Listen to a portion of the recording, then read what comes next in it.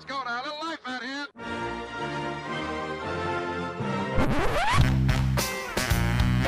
What the hell's going on out here? It's a lot of fun. Keep it fun. Hello everybody, welcome to the UK Packers podcast. As usual, I'm your host at SteedyTheNFL on Twitter, and of course follow the group at UK Packers. And it's a video podcast. Hey, we're doing it again. Kinda. Right, so we're going to see how this goes. We're going to test trial it out. So if you're listening to the audio, there's a video version of this on youtube.com/UK Packers. Now, I need to train myself to keep looking at the camera. And also, usually, I'd come up to, the podcast studio, Packers sign Jordy Nelson, and just be kicking it. But now I've got to worry about my appearance. And look, I might do something different for the visual podcast than I do the audio podcast, even though now they're going to be the same.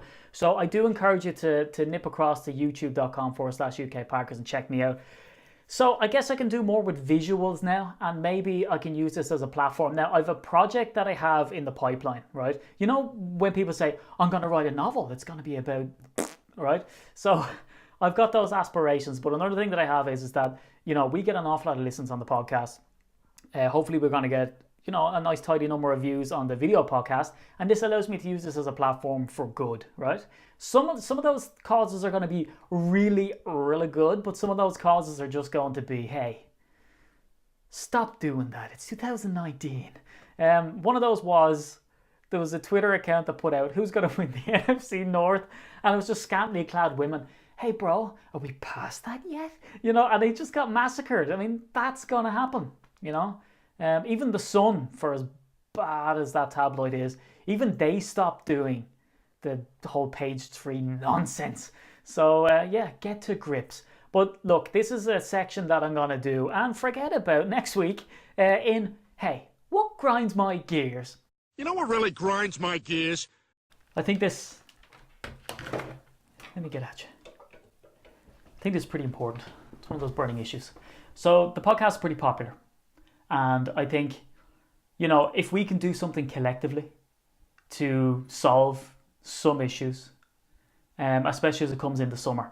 So summer's upon us, which, and I know I've said this before, I mean, summer in Ireland is just a word instead of a season, okay?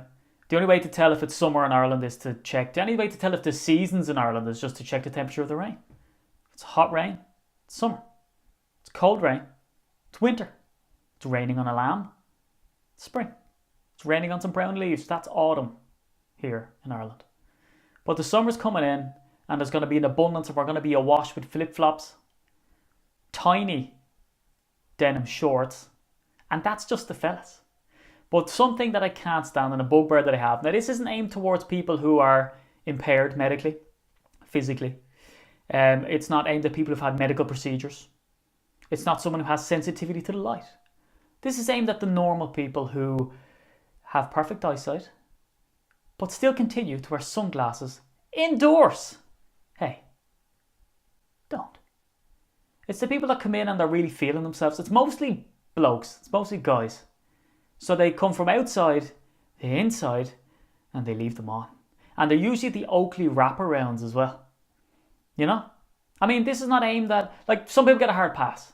Jack Nicholson, it's fine. Bono, glaucoma, that's okay. Who else? Johnny Depp, maybe. Barry from Stains, no. Seamus from Kilmechanic and Wicklow, yes, Seamus. No, okay? Take them off. You look silly. You look ridiculous. So here it is. Here's the call to action. If you see a guy coming inside wearing sunglasses indoors, feeling himself, kind of doing that whole thing of looking around like, hey, stop. Go over to that man, and this is what you do next. Apply sunscreen to that man's face, to his facial region. Go over and say, is it sunny in here, bro? And then apply factor 50 to his face. Okay? This is the same type of guy who wears a scarf and shorts. Yeah. It's the guy whose neck is cold but his legs, warm. Okay? That's Barry from Staines. That's Seamus from Kilmachanning and Wicklow. Needs to stop, fellas. Needs to stop. That's what grinds my gears for this week. Let me know what grinds yours. Drop it in the comment section below. We'll address it. We'll sort it out. Don't worry. You know what really grinds my gears? Okay. Right, so the first piece of news I think that we've all heard and we've all seen the memes is that head coach Matt LaFleur has been injured. A torn Achilles. So the Packers doctor, like, it's akin to getting ran over by an ambulance. I mean, you know, when you get hit by the thing and they just go, put him in the back, you know, and then they put you in the back and you're okay. I mean, he's at a facility where they specialise in injuries like this. So he got injured playing basketball. So there's a few talking points around this, I guess, and it's the off season as well. So an awful lot of these things take on more weight than they really should. But I think this kind of is important. And do you know what? It's kind of one of those things. And I'll get on to the whole Aaron Rodgers chugging beer thing as well, all right?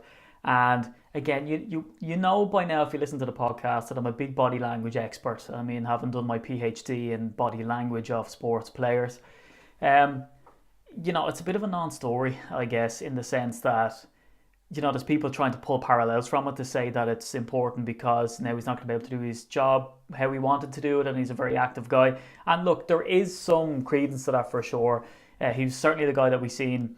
He's young, he's active, he plays on that, you know, he's out on the field. Like, by just looking at him and his physique, you can see that he's not some, you know, at home sculling beers all day sitting down. This is a guy who does like to get active and get out with the lads. There was an article by Rob Domofsky where it says that he was lining up at safety and all the rest. So he likes to get out there, throw a few balls even. So this will inhibit him. Now, the thing is, he's in a walking boot and he can still throw out the first pitch for the softball game. So that's all good. He's still mobile and he has a boot. So they're saying that he's going to be on a cart or whatever. So who knows? But the one thing about this thing is that, yes, it inhibits him and it's poor timing. I remember I started a new job before, and part of my job was going to be on the phones, you know, ringing up accounts, departments and all that kind of stuff.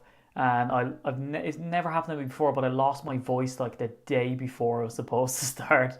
That inhibited my job. But for Matt LaFleur, you know, he's enough coaches there. He has the boot. He'll have a cart or whatever. Put him in a golf buggy, for God's sake, and send him out there, and it's all fine. But the one thing that this will do is it's one of those sort of like Jesus moments. You know what I mean? And maybe I'll create some sort of jingle for the podcast to give it a bit of Jesus, because it's one of those funny things, one of those kind of galvanizing things. You know, when you go off on a stag. I don't know if anyone has to organize a stag before.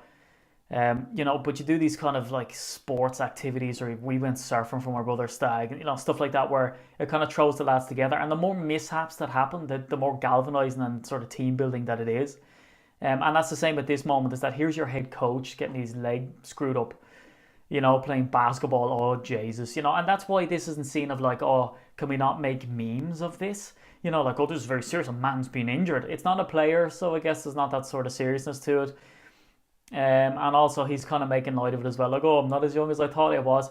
Like, this reminds me of the story I told Mason Crosby, you know, all-time leading point scorer for the Packers, was on the podcast, and what does Steve do? Tells him a story about how I was jumping over my parents' wall with a beanbag and ended up doing my shoulder in. But that's what happens, okay? It's funny. No one takes it seriously. And that's the same with Matt LaFleur. Now, the only thing is that he'll be able to lead by example. This goes to show how much he's going to be able to get out there and sort of, you know, grit in with the lads and still do his thing and still put a brave face on it. And that sounds silly, but he's already start giving that rhetoric like, oh, you know, I can get through this, it's fine, I got to lead by example. He's already using it as a teaching moment. What a dude, like. I mean, talk about grabbing it by the cojones, the Leroy D, as we say here in Ireland. But I see this thing, and it's more so, it's a thing of like, oh, look at the information that I know. It's like people sort of saying, oh, it's like Dan Devine, this is a bad omen. Like, fair play for anybody who recognised the Dan Devine moment. It's a fantastic bit of trivia. But I don't think it's a bad omen. I mean, so Dan Devine, for people that don't know, was a head coach for the Packers back in the early 70s. He took over after Phil Bengtson, who took over after Lombardi. So Lombardi was still in the minds of everybody else. Bart Starr was still the quarterback, for God's sake, albeit he retired during his first year. So Dan Devine was on the sidelines for a Giants game, a game that ended 42-40. It was like very high score and a bit of a crazy game as well. Like, there was balls being returned after rule changes and all the rest. There's an article on it, but I won't bore you with the details. But basically, a Giants player rolled up on him, and you can go onto YouTube if you type in Dan Devine. There's only maybe 2 videos of Dan Devine as head coach of the Packers, and one of those is the story about how his seasons and all that stuff went wrong. So basically, he got rolled up and he broke 2 major bones in his leg. So people saying it's a bad omen or it's the same. It's not the same. It's not during the game. This is preseason. And also the weapons that Devine had at his disposal versus what Matt LaFleur has is quite different. Now, again, the anoraks and the brainiacs out there might say, oh, well, look at the running game with Aaron Jones and look at John Brockington and all the rest. Yes, there's some parallels, but I think... And then they went on the following year and just had a standout season for it all to fall apart again, with the players even on that video saying, oh, we don't know what happened. So yeah, look, there's parallels and fair play for the trivia, but it's totally not the same. At least we hope it's not the same. And the last people to believe in, omens properly, the Romans, you probably won't want to go back to look at that type of stuff. Yes, there's civilizations that believe in them apart from that. So where it might seem like a non-story, at least it's something for the troops to rally around.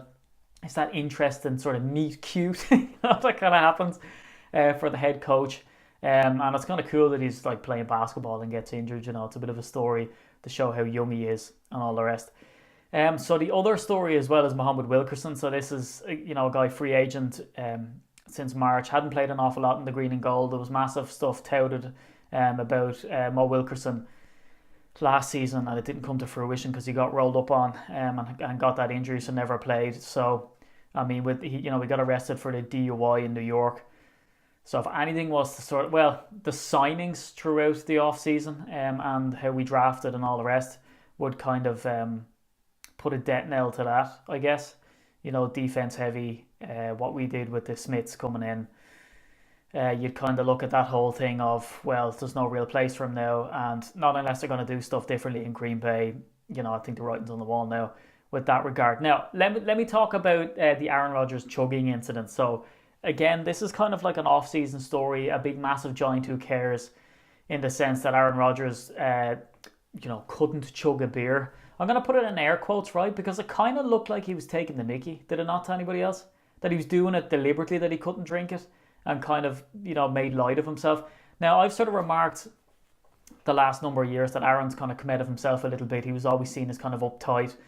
They'd roll these characters out who've played with Brett Favre and Aaron Rodgers, and they'd say the same thing, that Brett Favre could have a laugh, that Aaron Rodgers was more of a perfectionist, was kind of uptight.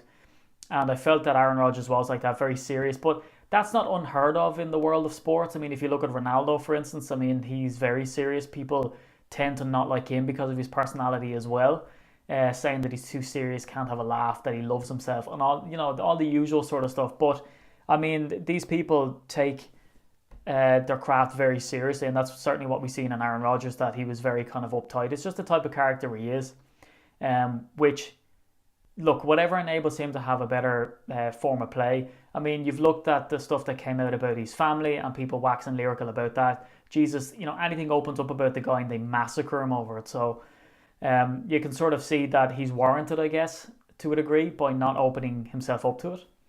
So then he starts to kind of be a bit more of a piss taker, And then he goes to the game and he does that chugging the beer thing with the finger up, and it's hilarious. And David Bakhtiari being an absolute character as well. So I think that he did it kind of taking the mickey. And then Matt Stafford, in fairness to him, having a bit of bants down to beer.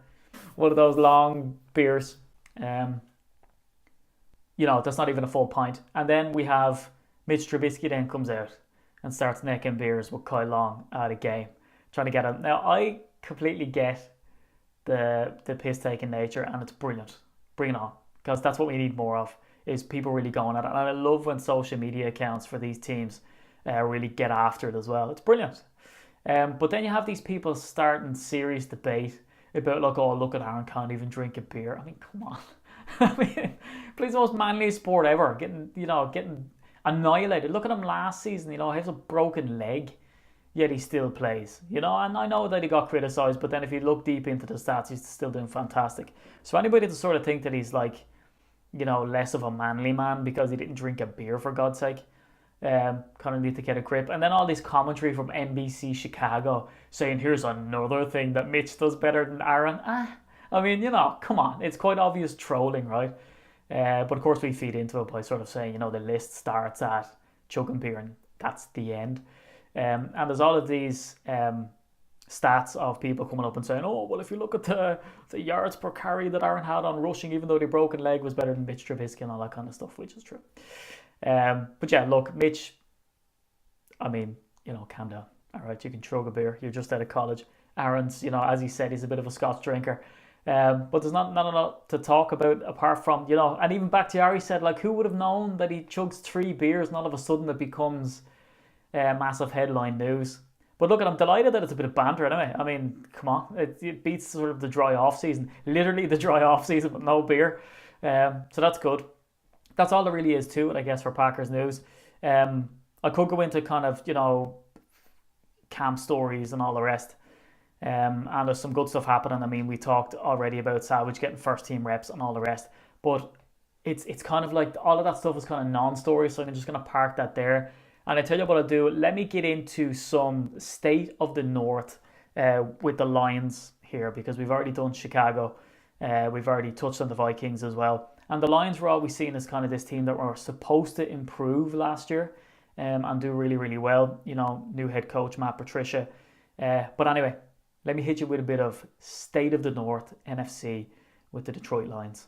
Okay, so I'm going to hit you up with a bit of NFC North, Detroit Lions, state of the North. So it's like I did with the Chicago and the Vikings. I'm going to go back and look at how last season went, their signings, and then extrapolate and all of that sort of jazz going forward. Now, I have to look at research.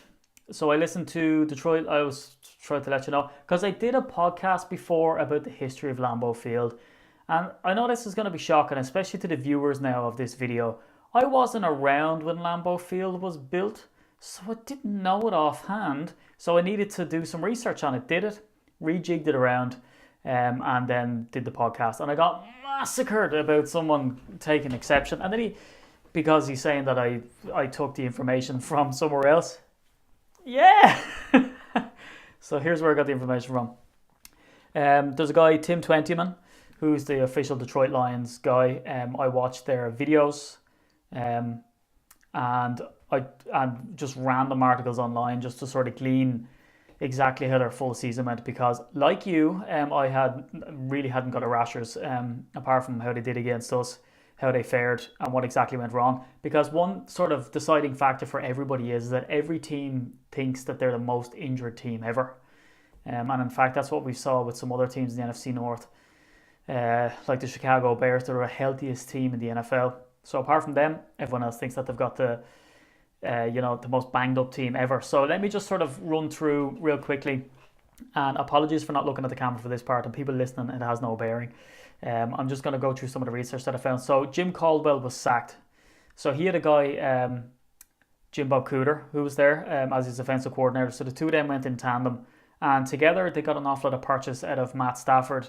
We saw his stats go up. Now, Cooter's been seen as the guy, the quarterback whisperer who got those results. Last year it didn't fare too well. So Matt Patricia was hired a day after the Super Bowl. He comes in, he's supposed to be a defensive-minded coach because he's the defensive coordinator of the Patriots. But we've seen it happen before where, like Josh McDaniels, where he went and then he was mooted to be the next Packers head coach, but it didn't work out. And then we saw all this criticisms and all these articles coming out and saying that these coaches, they always think they're going to get a bit of Bill Belichick magic, and they don't get it. Also, when it comes to Bill O'Brien as another coach that has success, but they've seen, coaches sort of leave and come back to the Patriots because it just doesn't work without Bill Belichick. That's the kind of trend that we're seeing. So what we expected from the Lions is to see a more defensive team, and also for Matt Stafford to continue to take that step up because he got paid a whopper contract. So they went 6-10. Now, it's offensive because I want to say that they sucked, which they did because they were last in the division. But we've got no bragging rights whatsoever. They beat the Packers 4 times in a row, which is the first time that they did it since 82-83. And they, there was a shutout in the last game of the season, which was embarrassing, 31-0, which is the first time that they shut us out since 1973. Like, there's people probably watching this video or listening to this podcast whose old fella wasn't even around in 1973. Depressing. So they start off to the Jets, they lose 47-17. They got trounced, which made sort of lulled the Jets into a false sense of security. They thought like, oh, we have the guy of the future. Not just yet. Then they lose to the Niners, but the Niners had Jimmy Garoppolo. So again, Matt Patricia's kind of not used to this guy who's a different side of the ball. And then they go against the Patriots and defeat them for the first time since 2000. So, I mean, 18 years they were waiting to defeat the Patriots, and they did it. And I guess when this happened, people were looking at it like, oh, here he is, he's getting his stride now. And also showing that he must know Bill Belichick well enough to try get that defeat, which is saying something else. Then they go on to lose to the Cowboys, win to the Packers, and they have their bye. Now, I'm not going to go through the whole season, but needless to say, things went wrong, and went wrong pretty bad. Matt Stafford, who had a pretty good 2017 and he was really trending up, and that's why he got that massive contract. His production dropped in pretty much everything. Touchdowns, yards, quarterback rating was down. And to say he was there sculling beers and trying to act smart, whereas Aaron Rodgers played with a broken leg, Matt Stafford's production went down. Now, to be fair, you can't really... Well, you can. Let's blame Matt Stafford. You can't really blame Matt Stafford, to be honest, because... 25th in scoring, 20th in passing. He picks up a back injury himself, and there was sort of speculation on the Detroit Lions website from their guys is that maybe he wasn't, I don't know, I think that they say he wasn't being honest about his injury, which probably does it a disservice, and him a disservice, but look, he played through it and it just didn't really work out for him. On top of that then, Eric Ebron was released, his tight end.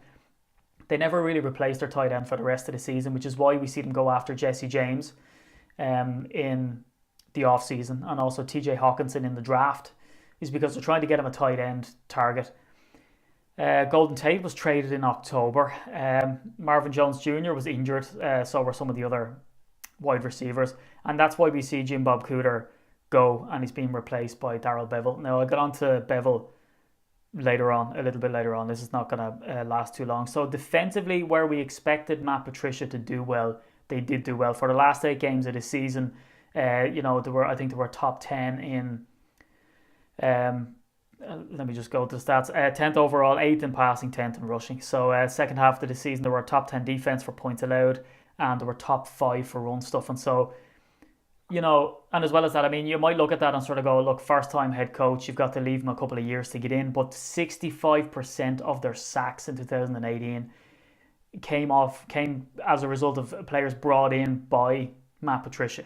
So it's guys that he brought in that accounted for over half of the sacks. Not only that, 14 players recorded a sack, the most for the Lions in any one season since 1990. And teams were sort of quoting the Lions and following their blueprint for stuff. The Patriots even came out and quoted what the Lions were doing when they were talking about the Rams when it went on to their Super Bowl success. Second half of the season they started to do well. Now that had sort of go to show that Matt Patricia was getting his feet underneath him, and that his players that were coming in and the stuff that they did with schemes. You had Joe Philbin come out at the time and say that what they did was sort of second to none and was very exotic, and they were kind of cutting edge, I think was the word that he used, going into that 31-0 shutout. And what I found is kind of a trend is that the Lions beat writers and the official Lions.com, which again is great coverage, Tim Twentyman, and they have Tory's takes and stuff like that, so it's good coverage by some good journalists there. They focused an awful lot on that last game. Now, I would say, they know their Lions the way we know our Packers, and I can tell you, and this is a hot take for all the Lions reporters out there, hey, don't go on that last game. We kind of gave up lots.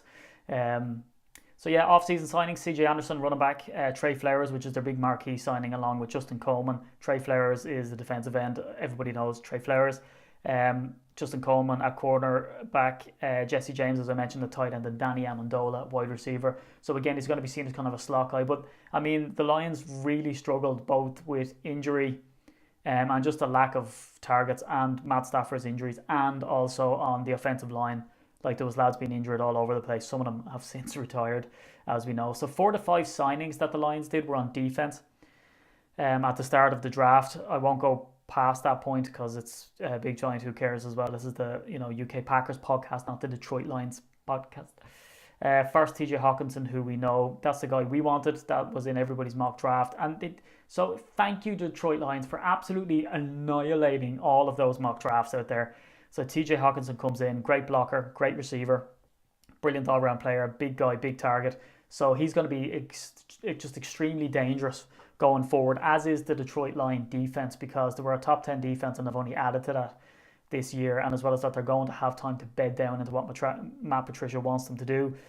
Second round, again, and this is all defensive heavy, linebacker Jelani Tavai. Now, this is a surprise pick, and in fact, even if you look at the picture that ESPN used for this guy, when I was looking at their draft grades, even he looks surprised. He's looking like, what?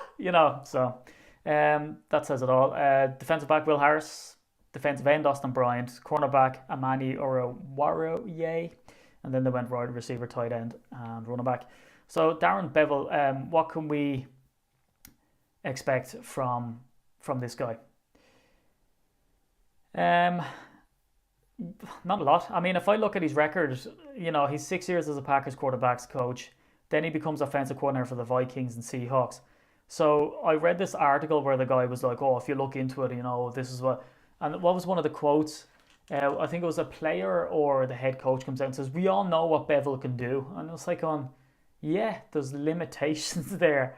I hate when they say that, like, "Oh, well, we all know." It's like, do you know? So it's a bit of an odd one. But yeah, offensive coordinator for the Vikings and Seahawks, the one thing that stood out to me is that the numbers were not outstanding. And that what was improved, and more so in the second year onwards, but then fell down the pecking order. Now, again, I'd have to do a deep dive to bring in the office lingo into what exactly was going on when Bevel was there. But I mean, there's two teams that would have had some pretty stout running backs, so maybe that's the reason why the stuff is skewed. You might look at who we had at running back and say, well, no wonder it's going to be run heavy, but he tends to be run intensive. So I mean, if he's going to be run heavy and his numbers are not that outstanding either way, I mean, I don't see how that helps Stafford bring up his numbers, and they dropped last year, so he needs some guy who he's comfortable with, who's going to be that whisperer. Now look, he's going to get healthy, they're going to shore up the offensive line, their defense is going to probably be their best form of offense. He has TJ Hawkinson there, he's a good slot receiver now, so he has targets, and Kerryon Johnson was a revelation at times last season. 5.4 yards per carry average, only second to a little known quarterback called Aaron Jones for the Green Bay Packers. Go Pack Go. So he's a pretty outstanding running back. Now, he got injured, so, and again, I don't want to bring in some waffle about like, oh, that brings into his how healthy is he going to be? Is he able to stand up to it? Like, running backs get injured, so he certainly has a guy at running back, and especially with CJ Anderson as well, who again sort of bounced around the league, had an outstanding year with the Broncos with the same staff as such as the Lions is now, so he's going to be comfortable. And one of the Lions staff came out and said it's not really an untested free agent, but it's not a free agent that we're not used to because we've dealt with him before to some degree. So they believe in CJ Anderson, and Kerryon Johnson as well is a fantastic player and a receiving threat too. But I just don't see that. Like, I mean, when you look back at it, the offense struggled when Matt Stafford struggled. Now, I know that seems obvious, but you can have some teams like the Eagles, for instance, where it doesn't always translate. Tom Brady goes down or gets suspended, and they bring in other quarterbacks. Now, you might look at Garoppolo and sort of say, well, look at him, But, I mean, he wasn't too fresh last season. And they had Jacoby Brissett that came in and started winning games for them as well. So it doesn't always have to be that way. But when Stafford struggled, the offense struggled, and then they end up with 6-10, the worst record. Now, they waxed us both times. But yeah, it's pretty concerning if they bring in a run-heavy offensive coordinator. But I don't know whether Patricia's going to sort of keep a rein on him a bit more, and sort of have him do what he wants them to do. Who knows? They're still potentially a very dangerous team, particularly on defense. They're pretty stout, so we almost depend then on being able to schematically get around their scheme. So, by the sounds of it, Matt LaFleur can come up with some really wild, exotic stuff, and he should, confuse the bejesus out of the Lions. So that sort of brings to a conclusion the NFC North previews for the kind of, and you know what I saw as well on all of these Good Morning Football and Good Morning Americas and all, whatever the hell the name of that show is, where they stand up and start running around the studio just to keep it interesting. Some guy picked the Buffalo Bills to win the division already. I mean, you can look into it, and again, like, the guy was a player. I don't know who he is, and like, obviously he knows the game way better than I do. But it just stinks of like, pick a team now, stand by it, create some controversy. Anyway, so that's it. Now look, I don't know if the video's gonna work out. If it does, happy days. I'm gonna be pretty rough around the edges with it. And if you enjoyed the video, enjoy watching it, do let me know. And if you think the audio suffers because I mentioned stuff that's only in the visual, by all means let me know, because we do have, quite a big following on the podcast, and I don't want to screw around with it too much. But I just thought I'd give you some video action as well, just to make it interesting. So look, I've been at SteedyTheNFL on Twitter. Follow the group at UK Packers. Make sure you go over to Instagram. We're already doing the countdown to the season, which is incredible. 94 days, probably 93 again, you listen to this, probably 2 days by the time I actually edit and get the video out. The audio will probably be out before. So yeah, and any questions on the trip, just give us a shout, info@ukpackers.co.uk, or you can go to the website and there's a little instant chat option. It's always turned on and you can always converse with us on there. Now lads, if you log on, locked at 4 in the morning, you might not hear for half an hour, but I mean, I've got 2 young kids. So yeah, get on there and I'll be happy to answer all the questions. And we'll be starting a WhatsApp group as well and getting everybody in there before the trip also. And I'd love to see you over in Green Bay, and there'll be exciting stuff coming up with the 19th. It's all happening. I mean, the video's starting and everything else is happening as well. 1919 Club is starting again, sort of raffle where you 2-3 quid gets you an entry into a raffle and you could win some really serious, high-priced, high-quality merch, signed merch. And also the meetups, we're discussing really, really soon about the meetups and locking in some locations and getting everybody together. So it's exciting times.